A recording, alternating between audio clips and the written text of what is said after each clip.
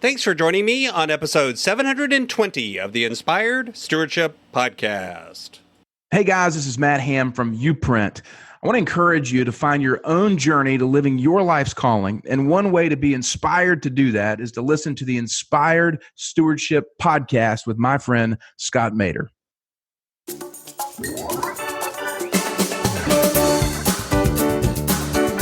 The purpose behind each is good. The purpose of the steps is to give you a clear, ordered path.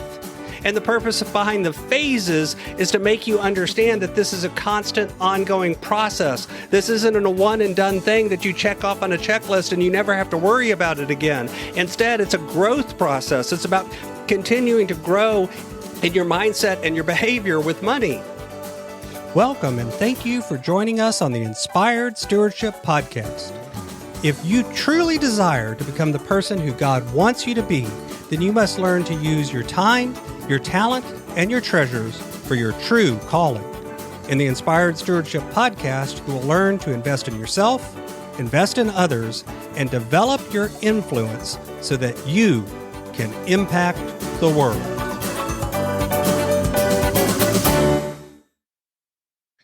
In today's episode about investing in yourself through stewarding your treasures, I talk with you about why there are steps to wealth and phases you go through, why looking at phrases versus steps can give you some benefit, and why looking at steps versus phrases can help you as well. But I also want you to recognize the purpose behind each way of framing it.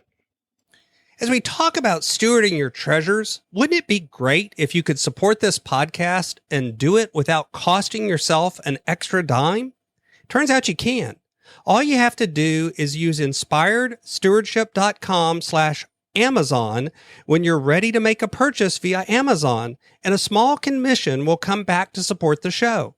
If you enjoy the show when you're ready to buy from Amazon, just use inspiredstewardship.com/Amazon. You know, if you listen to whether it's financial gurus or you tune into a podcast, you'll hear tons of different examples of steps to wealth or phases that you go through on the journey to wealth. And let me explain, I don't think those are bad or there's anything wrong with them. You know, Monday, Jared shared his 5 steps that he uses as a framework with clients. People talk about the Dave Ramsey baby steps, the 7 baby steps that he has. You know, Susie Orman has her version of this. You go back to Ron Blue and others, they have other versions. You listen to just about any financial coach or financial guru, and oftentimes they'll have an acronym that is the phases that we use. With my clients, I often talk to them about going through the phases of refocus, gain control, and set a plan.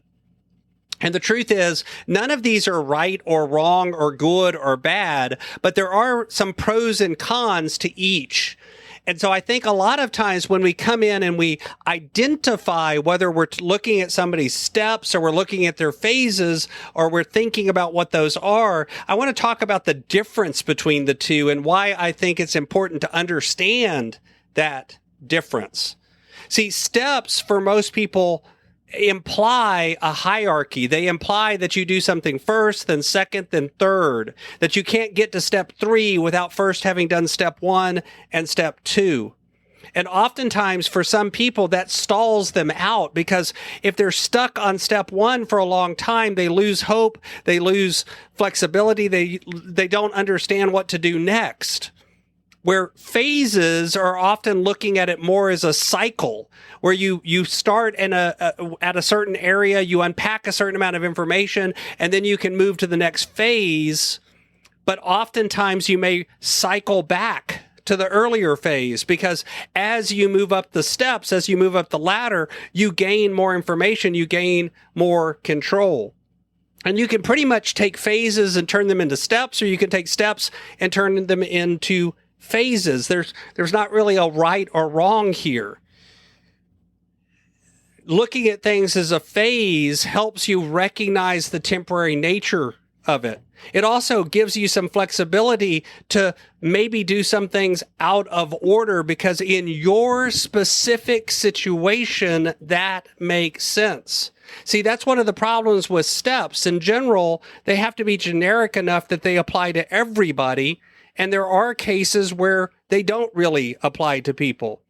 Yet at the same time, they are usually pointing out fundamentals that if you don't do, you often will undo if you skip ahead to a later step. That's what we were talking about Monday with like the football players that make huge amounts of money and then manage to lose it in a very short amount of time because they never really laid in the fundamentals, the earlier steps, the earlier phases of growth that were needed. And because they didn't have those fundamentals, it was all too easy for them to slip backwards.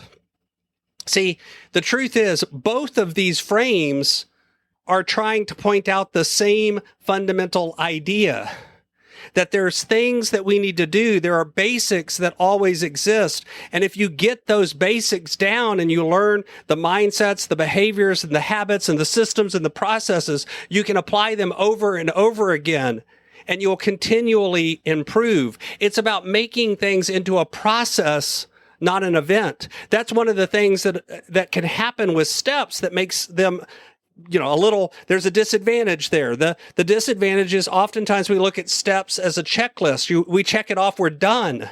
So we stop paying attention to it. And by stopping to pay attention to it, sometimes we slip back. This is why I know people that have followed the Dave Ramsey baby steps and have gotten out of debt 4 or 5 or 6 times because they keep going back to the behaviors that they had. They haven't really mastered that step. They've just moved past it. Where phases shows you that it's this constant process of improvement.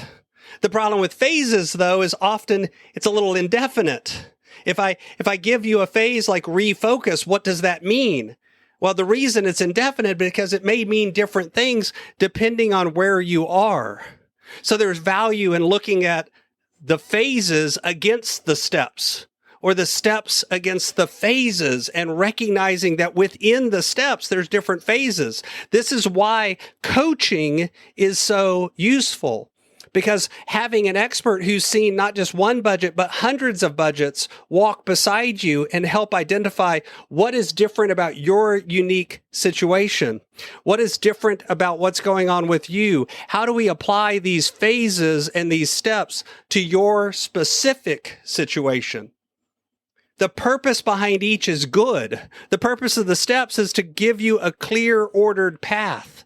And the purpose behind the phases is to make you understand that this is a constant, ongoing process. This isn't a one and done thing that you check off on a checklist and you never have to worry about it again. Instead, it's a growth process. It's about continuing to grow in your mindset and your behavior with money, so that no matter what comes at you later in life, you're already prepared because you've gone through those fundamentals and you have a frame of reference. You have a way of thinking about the world that allows you to roll with the punches. So is it valuable to have steps? Absolutely. Is it valuable to understand phases that you go through? See, phases, for instance, we use the acronym LAMP: launch, acquisition, maturity, and pre-retirement, retirement. That's a way of outlining the process that you go through generally as you move later in life. But you can go through those steps very quickly. You can go through them much slower. It just depends on your unique situation. So that's how this frame and understanding the difference between something like Dave Ramsey's baby steps or the steps that Jared outlined and the phases that you go through gives you the value of both. You can recognize the incredible strength in the steps like Jared outlined on Monday. And you can also bring in the beauty of the phases of growth and benefit from both. Thanks for listening.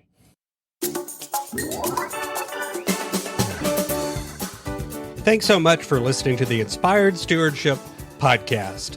As a subscriber and listener, we challenge you to not just sit back and passively listen, but act on what you've heard and find a way to live your calling. If you like this episode on the stewardship of treasures, you can sign up for our treasures tips by going to inspiredstewardship.com/treasures or text in the U.S. 44222 treasures tips. And we'll send you 5 weeks of our best tips on stewarding your treasures. Until next time, invest your time, your talent, and your treasures. Develop your influence and impact the world.